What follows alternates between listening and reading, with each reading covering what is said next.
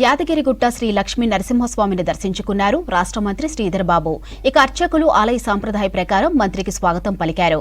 నరసింహుడి అభిషేక పూజల్లో పాల్గొన్నారు మంత్రి. ప్రధానాలయ ముఖమండపంలో వేద పండితులు శ్రీధర్ బాబుకు వేద ఆశీర్వచనం చేశారు. మంత్రికి లడ్డు ప్రసాదం, స్వామివారి చిత్రపటం అందజేశారు ఆలయ ఈవో భాస్కర్రావు. ఇక శ్రీధర్ బాబుతో పాటు యాదాద్రి భువనగిరి జిల్లా కలెక్టర్ హనుమంతరావు స్వామివారిని దర్శించుకున్నారు.